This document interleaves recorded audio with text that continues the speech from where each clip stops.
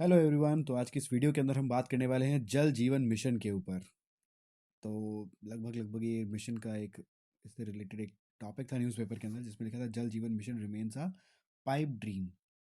Pipe dream इस तरीके से बोला गया कि उसमें थोड़ी कुछ क्रिटिसाइज़ किया गया, कुछ चीज़ों को, कुछ प्रॉब्लम्स को कंसर्न किया, इस वजह से पाइप ड्रीम बोला गया है। वरना मिशन ने काफ़ी सारी चीज़ों को कवर किया है। हम उन सारी चीज़ों के ऊपर बात करने वाले हैं कि कितना कवर हुआ है, कितना नहीं हुआ है, और प्लस क्या इसका रेफरेंस, क्या कंटेक्स्ट है, उस सब चीज़ों को जानेंगे।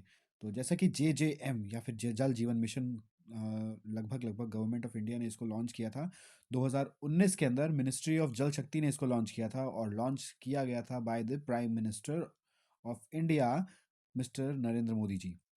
अच्छा, अगर इसके ऑब्जेक्टिव्स की बात करें तो ऑब्जेक्टिव्स क्या थे इसके कि हर व्यक्ति हर दिन लगभग लगभग 55 लीटर तक का पानी प्राप्त कर पाए, यूज़ कर पाए, खासकर रूरल एरियाज़ के अंदर। और इसको बोलते हैं FHTC, बोले तो functional house hold tap connection. ये अचीव कर पाए बाय 2024, ये इसका मेन ऑब्जेक्टिव था। अच्छा, अब इसके लिए सबसे इम्पोर्टेंट चीज़ है, ये तो हो गया, बट इसमें क्या चैलेंजेस फेस हुए, क्या लिमिटेशंस रही, क्या ये पूरा हो भी पाया कि नहीं हो पाया, उसको हम पूरा विस्तार से आज जानने वाले हैं। फोकस जो था इसके चलते, देखिए जैसे मैं न्यूज़पेपर कटिंग यहाँ पे अपलोड कर रखी है, आप इसको देखेंगे तो इसके चलते फोकस ये था कि it is a demand driven scheme with strong emphasis on जन जन भागीदारी। मतलब कम्युनिटी का एंगेजमेंट इसमें चाहिए था, तभी वो एक क्रूशल पिलर को इसको अचीव किया जा सकता था और ये प्रोजेक्ट तभी कंप्लीट हो सकता था। अगर इसके ऑब्जेक्टिव्स के हम दोबारा स्टडी करें तो इसमें ये था, the mission is centred on easing the burden of water connection for rural residents, particularly women often travel long distance for the water। अब हम सबको पता है कि कई बार महिलाओं को ट्रेवल करके जाना पड़ता था डेली वाटर कंजप्शन के लिए, पानी भर के लेके आती थी। राजस्थान के अंदर ये मेजरली प्रॉब्लम देखी होगी आपने, बहुत सारे सिटीज़ के अंदर, बहुत सारे रूरल एरियाज़ के अंदर, जैसे मुंबई जैसे सिटीज़ के अंदर अगर आप देखेंगे तो कम्युनिटी का वाटर टैंकर आता है और वहाँ पे पानी इकट्ठा करना पड़ता है उनको। उसके बाद फिर वो पानी अपनी बाल्टी में, अपने बकेट में लेते हैं। पर डे के हिसाब से उनको ये प्रॉब्लम्स को फेस करना पड़ता है। तो इस ऑब्जेक्टिव के तहत इस प्रॉब्लम को सॉल्व करना था।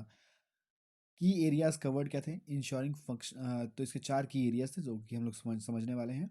सबसे पहला कि जो एग्जिस्टिंग सिस्टम है उसको सुधार कर पाएँ, उसको बेहतर तरीके से उस पर यूज़ कर पाएँ, पानी उसमें प्रॉपर तरीके से पी पाएँ। दूसरा चीज़ ये कि वाटर क्वालिटी जो है उसकी मॉनिटरिंग हो सके, टेस्टिंग हो सके और सस्टेनेबल एग्रीकल्चर के लिए उसको इस्तेमाल किया जा सके।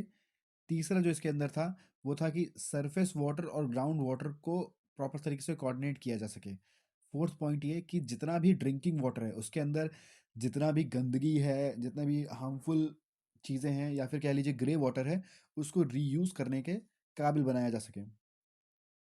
इसके अंदर एडिशनल इंक्लूजन्स ये थे, FHTC बोले तो functional house hold tap connection provide करना, जो कि 2024 तक उन्होंने ऐड किया था।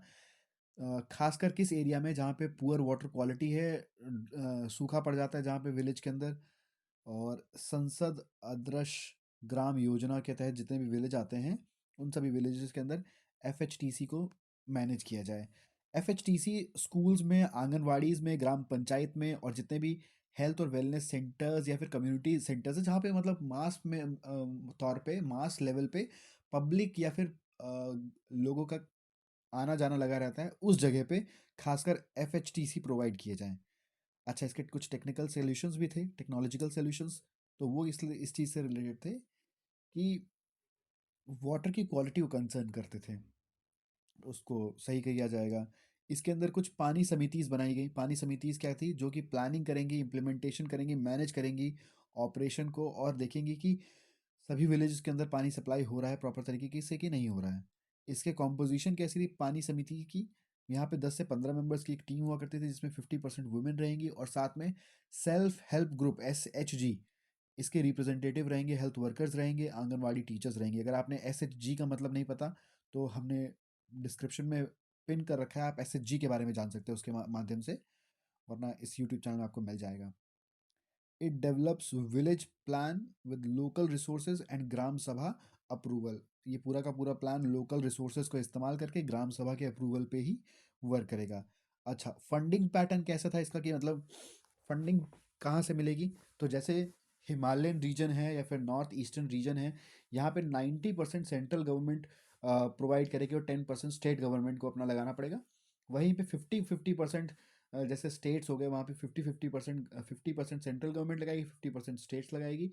और यूनियन टेरिटरीज के अंदर 100% जो है यूनियन टेरिटरीज उसमें फंड करेंगी। चैलेंजेस क्या क्या इसमें फेस हुए होंगे तो उसके बारे में अगर हम जानें कि rural region face high water stress. जितने भी रूरल एरियाज हैं वहाँ पे हाई वाटर स्ट्रेस है। आसान सी बात है क्योंकि देखिए रूरल एरियाज में ये बहुत बड़ा कंसर्न है, इसी के चलते इसको लॉन्च किया गया था। While house hold connection progress is vital, sustaining water source for the long term remain a challenge. तो ये बड़ा चैलेंज था, मतलब बेसिकली पार्टनरशिप हम लोगों ने करी किसके साथ में, यूएनओपीएस के साथ में, ताकि United nation office for project service, इससे इनके साथ में हमने कोलैबोरेशन किया जिससे कि हम आसानी से इस पे काम कर सकें। और ये कोलैबोरेशन हुआ था डेनमार्क की गवर्नमेंट के साथ to support the mission in Uttar Pradesh. Employment impact, इसकी वजह से एम्प्लॉयमेंट इम्पैक्ट क्या हुआ, तो लगभग लगभग 29 मिलियन लोगों को एम्प्लॉय किया गया इस मिशन के तहत। इस मिशन के चलते एम्प्लॉयमेंट मिली। और अब थोड़ा सा बात करते हैं, तो हमने एक पाई चार्ट पे इसको डिस्कस कर लिया। अब हम इसके बारे में थोड़ा सा और डिस्कस करते हैं कि इसमें अचीवमेंट क्या हुई दोस्तों। तो अचीवमेंट ये हुई कि 2/3, लगभग लगभग ये आर्टिकल है 26 सितंबर का, तो उस टाइम तक हमने 2/3 बोले तो 66% रूरल हाउस होल्ड के अंदर हम लोगों ने पाइपलाइन कनेक्शंस बिछा दिए। Significant leap from the 2019 baseline of 17%, मतलब 2019 में 17% था, बट 2021 आते आते सितंबर के टाइम तक 66% तक हमने इसको अचीव कर लिया था। स्टेट अचीविंग 100% टैप कनेक्टिविटी, कुछ स्टेट हैं जहाँ पे 100% टैप कनेक्टिविटी हुई, जैसे गोवा, तेलंगाना और हरियाणा के अंदर। Union territories achieving 100% tap connectivity, union territories जहाँ पे ये 100% हुआ वो है Pondicherry, Andaman and Nicobar, Dadar and Nagar Haveli, Daman and Diu, इन जगहों पे 100% टैप कनेक्टिविटी हुई। स्टेट विद ओवरऑल 90% FHTC, तो इसके अंदर लगभग पंजाब, गुजरात, हिमाचल प्रदेश और बिहार कनेक्ट हो चुके हैं। स्टेट विद लीस्ट, सबसे कम जहाँ पे हुआ है वो हुआ है राजस्थान, छत्तीसगढ़, झारखंड और उत्तर प्रदेश। तो इन सब चीज़ों के चलते आप देख सकते हैं कि लगभग 66% तक का कैसे ये टारगेट अचीव हुआ है, और किन जगहों पे पूरा 100% हो चुका है, किन यूनियन टेरिटरीज के अंदर 100% हो चुका है, कहाँ पे 90% हो चुका है और कहाँ पे लगभग लगभग 50% या उससे कम हुआ है। तो उस चीज़ से रिलेटेड हमें डाटा मिल जाएगा। प्रेजेंट चैलेंज जो आज के टाइम पे फेस हो रहा है वो है स्टेट डिस्पैरिटीज़। स्टेट डिस्पैरिटीज़ के अंदर अगर आप देखेंगे तो बड़ा ये चीज़ है कि only a few states report high coverage rates. In contrast, populous states like Uttar Pradesh and Rajasthan have lower coverages. तो कुछ स्टेट डिसपैरिटीज़ की वजह से कुछ स्टेट हैं जो प्रॉपर तरीके से कवर नहीं हो पाए, क्योंकि बहुत बड़ा एरिया है, जैसे उत्तर प्रदेश और राजस्थान हो गया, बड़ा एरिया होने की वजह से पूरे तरीके से कवर नहीं हो पाया, तो धीरे धीरे इसको कवर कर रहे हैं। Quality concern, some household despite having tap connections use local ground water due to inadequate tap water quality. तो क्वालिटी कंसर्न आ जाता है इसमें एक सबसे दूसरा मेजर चैलेंज। तीसरा है reporting and certification. Adoption number rely on self reporting by village and lack third party certification. तो यहाँ पे एक मेजर चैलेंज ये है कि लोगों के पास में थर्ड पार्टी सर्टिफिकेशन नहीं है, तो प्रॉपर तरीके से रिपोर्टिंग नहीं हो पाती है कि वाकई इनका हो गया कनेक्शन कि नहीं हो गया। Shortcoming in reality. Despite official claims of 100% tap connection, HTC may household lack taps and those taps within receive limited water. तो ये भी हो सकता है कि 100% तो वो क्लेम कर रहे हैं, बट कई जगहों पे 100% नहीं हुआ हो। नेक्स्ट पॉइंट है कि डिस डिस्क्रिपेंसीज इन रिपोर्टिंग। तो सिंपल सी चीज़ है कि ऑफिशियल रिपोर्ट्स कुछ और हो सकती हैं, ग्राउंड रिपोर्ट्स कुछ और हो सकती हैं, तो वाटर रिपोर्ट्स में कुछ चेंज हो सकता है। नेक्स्ट जो है वाटर ट्रीटमेंट एफर्ट। तो इस पे पता है, इस पे समझ में आया कि water treatment plants have been commissioned to address water scarcity, but challenges lies in the commissioning pipes over difficult terrain। difficult terrain की वजह से वाटर ट्रीटमेंट प्रॉपर तरीके से नहीं हो पाता। और सबसे इम्पॉर्टेंट जो है वो है टैप गेट स्टोलन। ये तो इंडिया की सबसे बड़ी प्रॉब्लम है। अच्छी चीज़ होती नहीं कि बुरी और बेकार चीज़ पहले होने लग जाती है, वो टैप स्टॉल हो जाते हैं। तो सब एरियाज ऐसे हैं जहाँ पे इस मिशन के चलते टैप ही स्टॉल हो गए। Household lack sufficient storage to maintain and continuous water supply. कुछ जगहों पे स्टोरेज का ही प्रॉब्लम है। अब यहाँ पे सजेशंस क्या आए, सजेशन ये आए कि क्वालिटी ओवर क्वांटिटी, कि हम लोगों को पहले ज़्यादा हाई क्वालिटी वाटर के चलते पहले क्वांटिटी पे भी हमें वर्क करना है।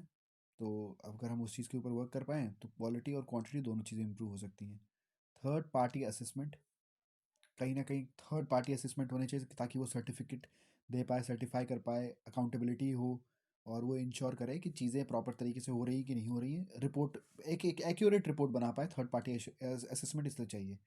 फोकस ऑन लैगिंग स्टेट्स, जो स्टेट छूट रहे हैं, जो कवर नहीं हो पा रहे हैं, उनको कवर करने के लिए और अलग रणनीति बनाई जाए।